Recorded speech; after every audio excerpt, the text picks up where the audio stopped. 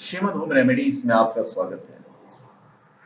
और हम आपको बताएंगे जो 10 रहस्य मैंने पिछली वीडियो में बताए थे, उसमें 4 रहस्य मैंने आपको बता दिया था जिसके पीछे वैज्ञानिक पागल हैं और वो 10 रहस्यों में सबको ढूंढने की कोशिश कर रहे हैं। 4 रहस्य मैं आपको बता चुका हूँ, 6 रहस्य मैं इस वीडियो में बताऊंगा। 5वां रहस्य है बिगफुट का रहस्य। अमेरिका, अफ्रीका, चीन, रूस और भारत में बिगफुट की खोज जारी है। कई लोग बिगफुट को देखे जाने का दावा करते हैं। पूरे विश्व में इन्हें अलग अलग नामों से पुकारा जाता है।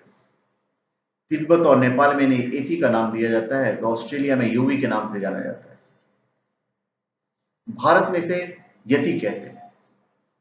विस्तार इसके बारे में मैंने वीडियो भी डाल चुका हूं, आप वो वीडियो भी देख सकते हैं। ज्यादा बालों वाले इंसान जंगलों में रहते थे। जंगल में भी वे वहां रहते थे जहां कोई आता जाता नहीं था।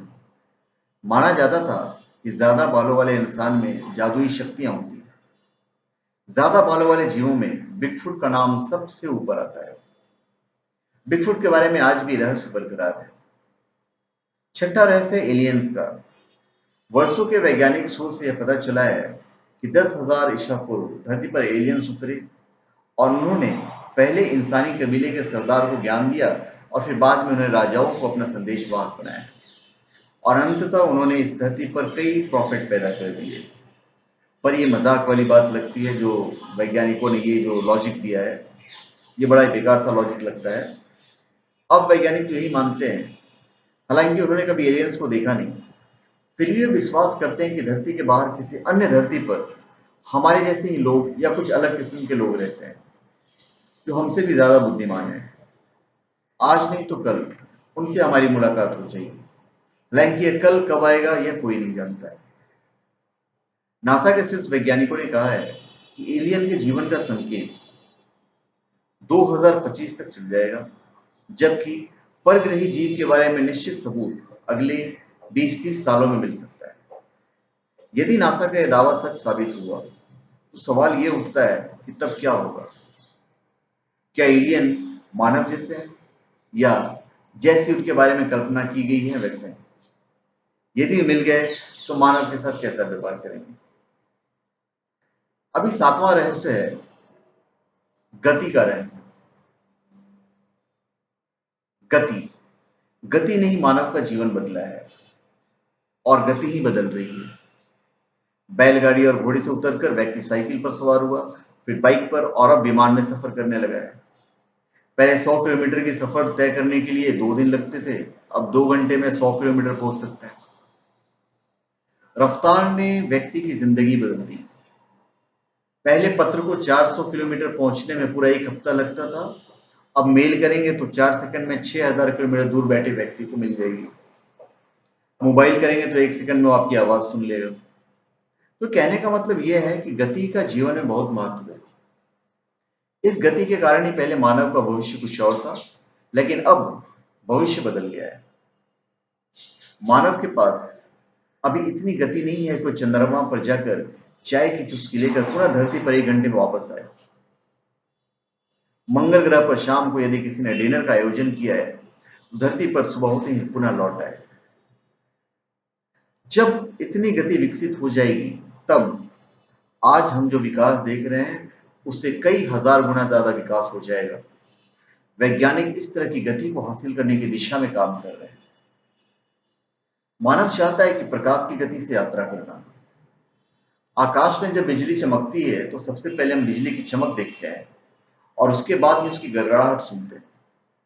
इसका मतलब है कि प्रकाश की गति ध्वनि की गति से तेज है।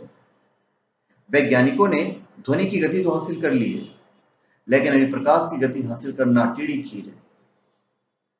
बहुत सी ऐसी मिसाइलें हैं जिनकी मारक क्षमता ध्वनि की गति से भी तेज है। ऐसे भी लड़ाकू विमान हैं जो ध्वनि की गति से भी तेज गति से उड़ते हैं। लेकिन मानव चाहता है कि ध्वनि की गति से कार चले, बस चले और ट्रेन चले। हालांकि इसमें कुछ हद तक सफल भी हुआ है और अब इच्छा है कि प्रकाश की गति से चलने वाला अंतरिक्ष विमान हो। प्रकाश की गति इतनी ज्यादा होती है कि वो लंदन से न्यूयॉर्क की दूरी को 1 सेकंड में 50 से ज्यादा बार तय कर लेगी। यदि ऐसी स्पीड संदेश भेजने में हो तो मंगल ग्रह पर संदेश भेजने में 12.5 मिनट लगेंगे। अब यदि मंगल ग्रह पर जाकर लौटना है तो प्रकाश की गति ही हासिल करनी होगी, अन्यथा जा तो सकते हैं लेकिन लौटने की कोई गारंटी नहीं है।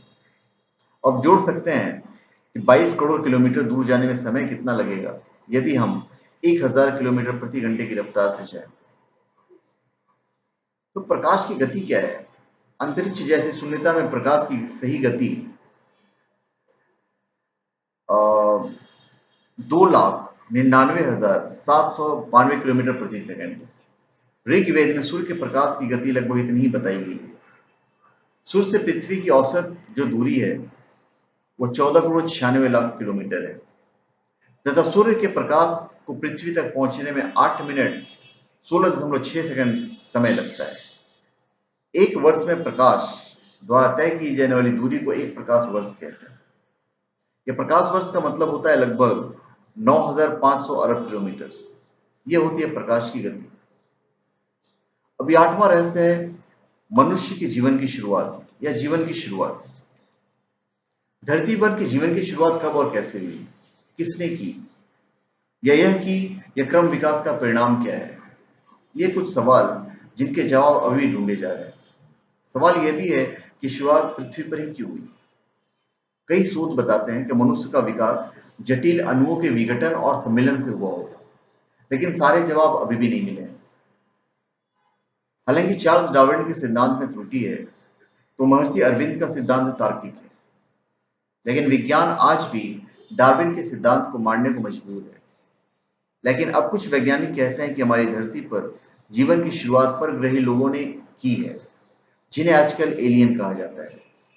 डीएनए कोड पर अभी रिसर्च जारी है। पश्चिमी धर्म कहता है कि मानव की उत्पत्ति ईश्वर ने की, उससे पहले आदम को बनाया और फिर उसकी छाती की एक पसली से हव्वा को बनाया। जबकि पूर्वी धर्मों के पास दो तरह के सिद्धांत हैं। पहला यह कि मानव की रचना ईश्वर ने की और दूसरी की 8 तत्वों से संपूर्ण संसार की क्रमशः रचना हुई और उन 8 तत्वों में 5 पंच तत्व क्रमशः हैं आकाश, वायु, अग्नि, जल और पृथ्वी। 9वां सिद्धांत है डार्क मैटर। अंतरिक्ष में 80% से ज्यादा पदार्थ दिखाई नहीं देता, इसे डार्क मैटर कहते हैं। वैज्ञानिक अभी तक इसकी खोज में लगे हुए हैं। आज तक ये रहस्य बना हुआ है कि डार्क मैटर किस चीज से बना हुआ है। अभी 10वां रहस्य है गुरुत्वाकर्षण। न्यूटन ने यह तो कह दिया कि धरती में गुरुत्वाकर्षण बल है जिसके कारण चीजें टिकी रहती है, लेकिन यह बल कहां से आया, कैसे काम करता है, यह नहीं बताया। हालांकि न्यूटन से पहले हमारे जो भास्कराचार्य जी थे उन्होंने भी गुरुत्वाकर्षण बल की चर्चा की, लेकिन उन्होंने भी यह नहीं बताया कि यह बल काम कैसे करता है। पृथ्वी का गुरुत्वाकर्षण बल उसे सूर्य के कक्ष में स्थिर रखता है, अन्यथा पृथ्वी किसी अंधकार में खो जाएगी। चंद्रमा का गुरुत्व बल धरती पर फैला समुद्र है, लेकिन यह गुरुत्वाकर्षण बल असल में आया कहां से आया? वैज्ञानिक इसे पूरी तरह से स्पष्ट नहीं कर पाए और अभी भी खोज जारी है।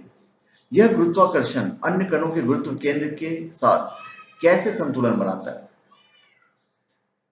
खगोल विज्ञान को वेद का नेत्र कहा गया है, क्योंकि संपूर्ण सृष्टियों में होने वाला व्यवहार का निर्धारण काल से होता है और काल का ज्ञान ग्रहीय गति से होता है।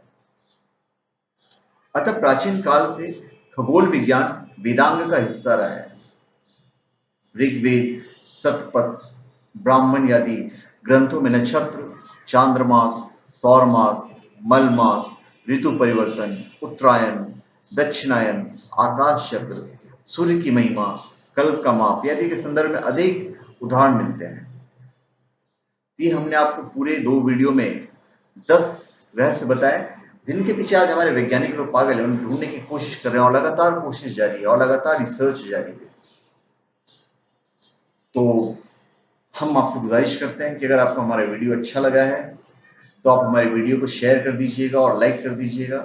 शेयर करने के लिए इसलिए कह रहा हूँ कि ताकि अगर इसमें आपको लगे कुछ ज्ञान की चीज है तो आप दूसरों तक शेयर करेंगे तो ज्ञान दूसरों तक भी पहुंचेगा, तो इसलिए मैं शेयर करने के लिए कह रहा हूँ। बाकी अगर आपको किसी चीज की जानकारी चाहिए या आप किसी चीज से असहमत हैं तो वीडियो के नीचे कमेंट बॉक्स है, कमेंट बॉक्स में आप कमेंट लिख सकते हैं। मैं यथासंभव कोशिश करता हूँ कि मैं आपके कमेंट का जवाब दूं। तो धन्यवाद। आप हमारे चैनल पे सब्सक्राइब करें और अपने कमेंट दीजिए। धन्यवाद।